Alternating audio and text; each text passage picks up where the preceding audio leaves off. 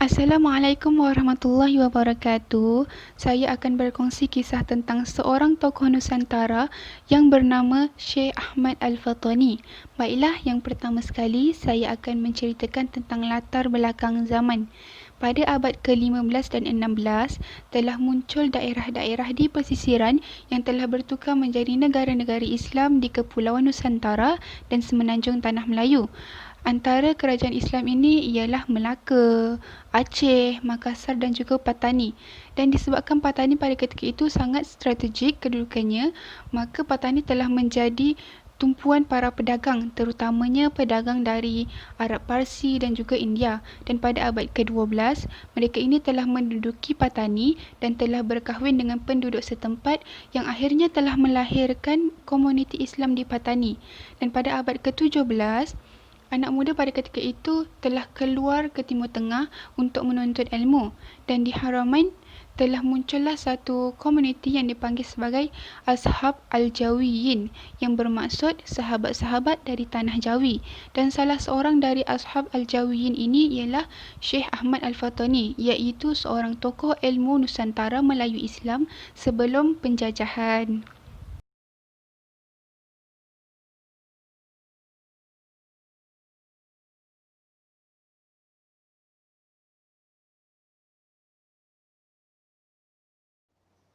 Bismillahirrahmanirrahim. Assalamualaikum warahmatullahi taala wabarakatuh. Baik, pada hari ini saya ingin berkongsikan kepada kalian yang menonton, iaitu berkaitan dengan tokoh ilmu pada zaman Nusantara Melayu Islam sebelum penjajahan. Okey.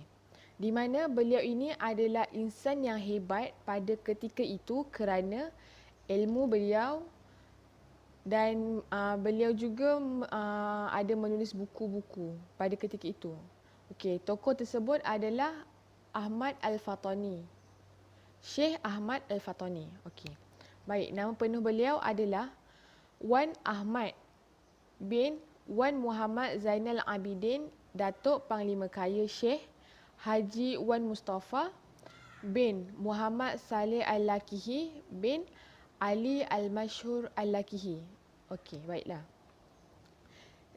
Di mana dalam kitab Al-Hadiqat Al-Azhar, beliau menyatakan nasabnya sebagai Ahmad bin Muhammad Zain bin Mustafa bin Muhammad Fatani. Manakala di dalam kitab Ar-Risalah Al-Fataniyah dinyatakan pula nasabnya sebagai Ahmad bin Zainal Abidin bin Haji Wan Mustafa bin Wan Muhammad bin Mustafa Al-Fatani. Seterusnya, menurut Wan Muhammad Syahir, Musa merupakan nama sebenar moyang Syekh Ahmad Zainal Abidin merujuk kepada gelaran namanya iaitu Syekh Faqih Wan Musa Al-Fatani. Okey, baiklah. Beliau juga berasal dari keturunan para mubaligh agama Islam yang datang dari Khadral Maut dan beliau telah dilahirkan pada 5 Sya'ban 1272 Hijrah bersamaan dengan 10 April 1856 Masihi. Terdapat sebahagian pengkaji sejarah menyatakan nasab silsilah bertalian dengan Saidina Abbas bin Abdul Muttalib, iaitu bapa saudara Nabi SAW. Okey, baiklah. Seterusnya, beliau telah berkahwin dengan Siti Saudah Wan Abdullah yang merupakan anak saudara Syekh Nik Mat Kecil serta dikurniakan 3 orang cahaya mata. Dan beliau meninggal dunia pada malam Rabu 11 Zulhijjah 1325 Hijrah bersamaan 14 April 1908 Masihi. Beliau telah merantau ke pelbagai negara untuk mendalami ilmu-ilmu Islam. Antaranya adalah Mekah, Palestin dan juga Mesir. Beliau juga telah menguasai 47 bidang ilmu di mana beliau sendiri akan menyamar sebagai seorang yang tidak tahu apa-apa dan beliau juga akan memasuki satu halaqah ilmu untuk belajar ilmu tersebut. Okay. Syekh Ahmad mempunyai pelbagai nama dan gelaran, antaranya Tok Guru Wan Ngah, Tuan Faridah dan juga Harimau Mekah. Okey. Masyarakat setempat memberi gelaran tersebut disebabkan ketinggian ilmu yang ada pada Syekh Ahmad dan gelaran tersebut melekat padanya sehingga akhir hayatnya yang menjadi sebagai ulama dan tokoh ilmu pada zaman itu. Teruskan dengan perkembangan ilmu tokoh iaitu Syekh Ahmad Al-Fatani. Perkembangan beliau bermula pada zaman kanak-kanak.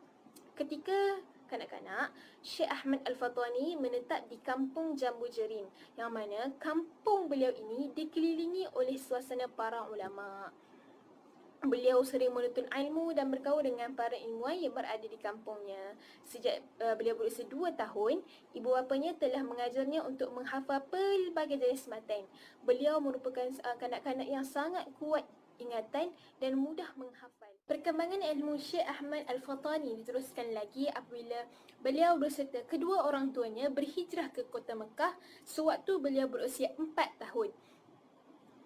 Beliau ke sana untuk menyambung pengajian.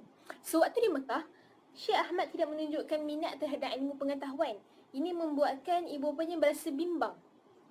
Namun, kebimbangan ibu bapanya sedikit berkurang apabila mereka menanyakan soalan kepada Syekh Ahmad dan Syekh Ahmad dapat menjawab persoalan itu dengan baik. Selain itu, Syekh Ahmad juga dah menghafal lebih banyak matan berbanding teman-teman dia. Setengah keluarga yang daripada Kelantan dan Fatani yang turut berhijrah ke Mekah menganggap Syekh Ahmad ini mempunyai dianugerahkan ilmu laduni. Hal ini kerana seawal usia 12 tahun, Syekh Ahmad telah menguasai ilmu tata bahasa Arab. Dan seawal usianya, beliau telah mengajar orang yang lebih tua daripadanya ilmu tata bahasa Arab tersebut, iaitu seperti Nahu dan Sorof.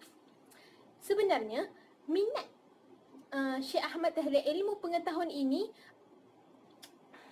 adalah mengikut jejak langkah keturunannya sebelum ini, yang mana datuknya sendiri iaitu Syekh Wan Mustafa merupakan seorang yang tinggi ilmunya. Guru pertama Syekh Ahmad Al-Fatani ialah semestinya ayahnya sendiri dan juga turut dibantu oleh bapa saudaranya yang bernama Wan Abdul Qadir. Okey. Sewaktu Syekh Ahmad berada di Mekah, beliau telah menghafal Al-Quran dan beberapa matan. Beliau juga sering mendampingi guru beliau iaitu Said Umar As-Sayami Al-Bukasi. Selain pada menghafal Al-Quran dan beberapa matan, beliau juga telah mempelajari beberapa disiplin ilmu seperti tafsir, hadis, fiqh, usuluddin, bahasa Arab dan sebagainya. Setelah itu, Syekh Ahmad telah mengembara ke Baitul Maqdis selama 2 tahun. Tujuan beliau mengembara ke sana adalah untuk mempelajari ilmu agama serta ilmu kedoktoran. Karya beliau dalam ilmu kedoktoran antaranya ialah Thayyib Al-Ihsan, Fitib Al-Ihsan dan juga Luqah Al-Ijlan. Dalam tempoh 2 tahun, Syekh Ahmad telah mempelajari banyak ilmu agama. Selain pada itu, sewaktu di Baitul Maqdis, Syekh Ahmad telah bersahabat dengan Sayyid Yusuf Al-Nabhani, iaitu seorang pengarang kitab. Antara kitab yang dikarang oleh Sayyid Yusuf ini adalah An-Anwar Al-Muhammadiyah. Setelah Syekh Ahmad pulang ke Mekah, kedua ibu bapanya berasa terkejut kerana mendapati Syekh Ahmad ini telah menjadi seorang yang luas ilmu pengetahuannya. Sedangkan sewaktu awal mereka berhijrah ke Makkah, Syekh Ahmad tidak menunjukkan minat terhadap ilmu pengetahuan. Seterusnya, saya akan menceritakan tentang fasa keempat di mana Syekh Ahmad melanjutkan pelajarannya ke Universiti Al-Azhar. Walaupun Syekh Ahmad mahir dalam ilmu kedoktoran, namun ayahnya masih menyimpan hasrat agar beliau mendalami lagi ilmu agama. Hal ini demikian agar beliau boleh menjadi seperti ulama-ulama terdahulu, seperti Syekh Daud bin Abdullah Al-Fatani. Demi menguatkan hasrat ayahnya, Syekh Ahmad terus membuat keputusan untuk pergi ke Mesir. Tujuan utama beliau adalah untuk memasuki Universiti Al-Azhar yang dahulunya terkenal sebagai Masjid Jami' Al-Azhar. Pada ketika itu, Universiti Al-Azhar terkenal sebagai pusat ilmu pengetahuan Islam. Melalui Syekh Ahmad Al-Fatani, beliau telah memperkenalkan anak Melayu kepada dunia Arab. Hal ini kerana beliau merupakan antara golongan pertama anak Melayu yang diterima masuk belajar di universiti tersebut. Syekh Ahmad Al-Fatani terpaksa menempuh pelbagai dugaan dan pancaroba, namun beliau tetap berjaya menimba ilmu dan memperolehi pengalaman yang berharga dalam proses menuntut ilmu. Berdasarkan kajian yang telah dilakukan, beliau berada di sana sekitar 8 tahun. Seterusnya, kita masuk ke fasa terakhir di mana Syekh Ahmad pulang semula ke Mekah dan menyebarkan ilmu pengetahuan. Setelah menimba banyak ilmu pengetahuan di Mesir, walaupun umurnya masih belum menjejah 30 tahun, beliau telah kembali semula ke Mekah. Orang-orang Melayu Mekah yang tinggal di sana menggelarkan beliau sebagai Syekh Ahmad Al-Fatani Al-Zaki Mesir. Setelah kembalinya beliau ke Mekah, terdapat satu peristiwa yang telah mengangkat ketinggian ilmu Syekh Ahmad, iaitu ketika Sharif Hussein yang merupakan Raja Mesir pada ketika itu telah mengadakan pertandingan pidato yang bertempat di Masjidil Haram.